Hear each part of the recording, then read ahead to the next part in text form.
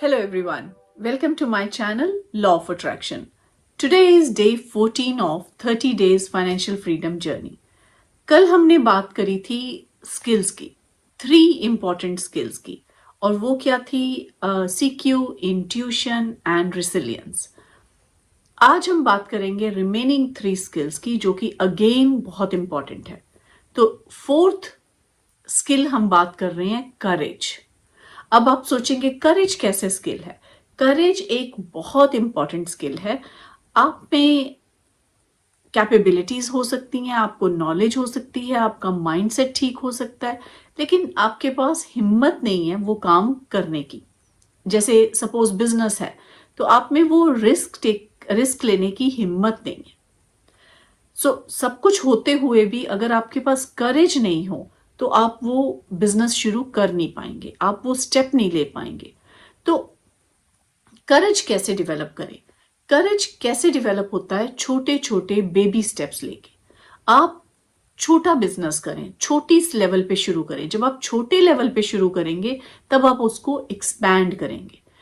कोई भी बड़ा बिजनेस एक दिन में नहीं बना, सारे बिजनेस छोटे होके बने हैं. छोटे से स्टार्ट होके बिजनेस शुरू होता है.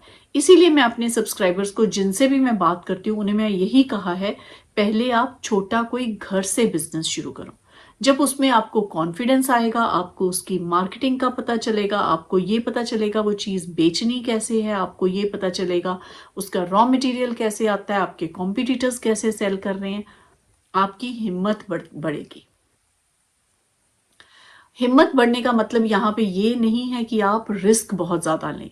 इसलिए आपको हिम्मत, रिस्क इकट्ठे बढ़ाना है, उसमें नॉलेज गेन करके, उसमें लोगों से सीख के, और उन लोगों से सीखें जिन्होंने उस एरिया में सक्सेस पाई है. किसी से सीखना कुछ भी बुरा नहीं है. बिजनेस में, बिजनेस वर्ल्ड में आप लोगों की सक्सेस को कॉपी कर सकते हैं, उनको फॉलो कर सकते हैं, अपने उस जोन में रह सकते हैं जहां आप लोगों को देख के आपको और करेज आए, आपको और हिम्मत आए कि अगर बाकी इतने सक्सेसफुल हुए हैं तो मैं भी सक्सेसफुल हो सकता हूं या हो सकती हूं. मुझे क्या करना है? मुझे सिर्फ उस एरिया की अंडरस्टैंडिंग लेनी है, नॉलेज लेनी है, और उस एरिया में वर्क करना है, एफर्ट्स करनी है. तो ये है करेज. और हम सबको करेज डेवलप करना पड़ेगा, क्योंकि बिना हिम्मत के आप कुछ भी नहीं कर सकते. आप कई बार एक जॉब में काम कर रहे होते हैं, आप नई जॉब नहीं अप्लाई करते, इसीलिए क्योंकि आपके पास हिम्मत नहीं होती कि शायद मुझे नई जॉब में मेरी अपॉइंटमेंट होगी या नहीं होगी, मैं कैसे अपनी एग्जिस्टिंग जॉब को छोड़ दूं. नहीं, आप ग्रो करेंगे. अगर आप जॉब चेंज कर रहे हैं, आप कोई अच्छी ऑर्गेनाइजेशन में जा रहे हैं, तो हिम्मत करें, एफर्ट्स करें, करेज लाएं. ये हो गया पॉइंट करेज का. अब मैं 5th स्किल की बात कर रही हूं, जो आप सबको पता है वो स्किल, लेकिन फिर भी वो बहुत इंपॉर्टेंट है. Communication skill. Communication, communication, communication. बिना कम्युनिकेशन के आप कहीं भी सरवाइव नहीं कर सकते. मैं भी आपसे जो बात कर रही हूँ ये कम्युनिकेशन है.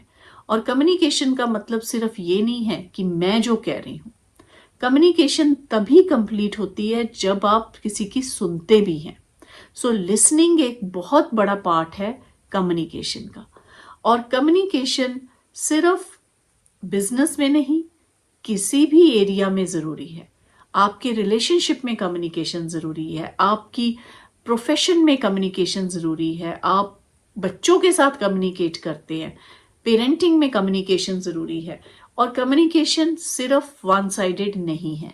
आपने दूसरे की बात सुननी है कि दूसरा क्या कहना चाहता है, क्योंकि बहुत बार ऐसे क्या होता है कि हम दूसरे को सुनते हैं सिर्फ कि क्या जवाब देना है, सिर्फ हम आंसर करने के लिए दूसरे को सुनते हैं. हम कभी दूसरे को इसलिए नहीं सुनते कि दूसरा क्या कहना चाहता है, दूसरा क्यों ये कहना चाहता है. क्या कहना चाहता है तो हम सुन लेते हैं, लेकिन दूसरा जो भी कुछ कह रहा है वो क्यों कह रहा है.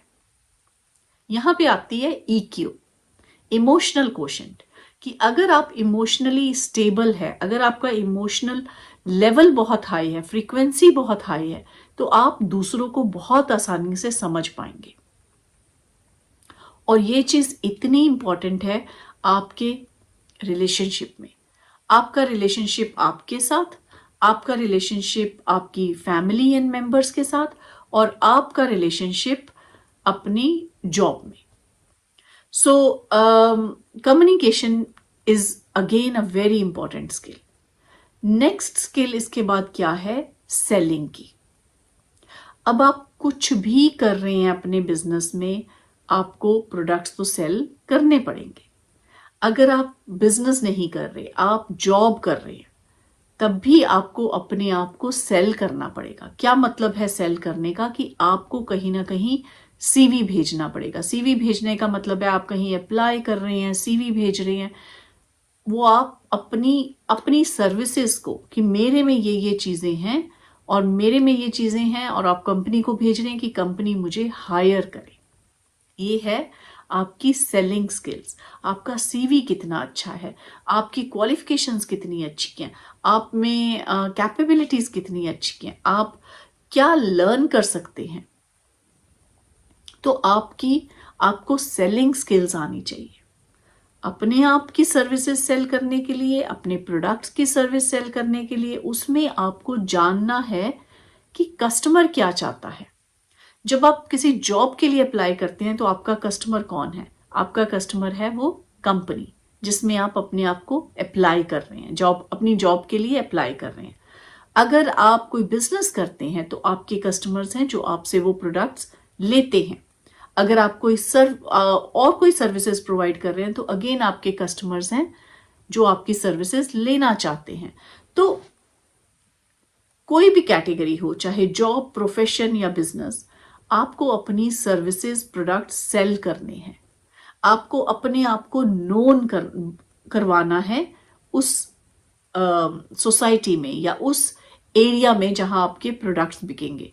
अब ये सेलिंग और मार्केटिंग बहुत इकट्ठे चलता है. तो हर इंसान को अपनी सेलिंग स्किल्स आनी चाहिए कि मैं कैसे अपने प्रोडक्ट्स को सेल करूं. उसके लिए बहुत सारी बुक्स हैं, आप पढ़ सकते हैं, बहुत सारी इंफॉर्मेशन है यूट्यूब पे, आप लर्न कर सकते हैं.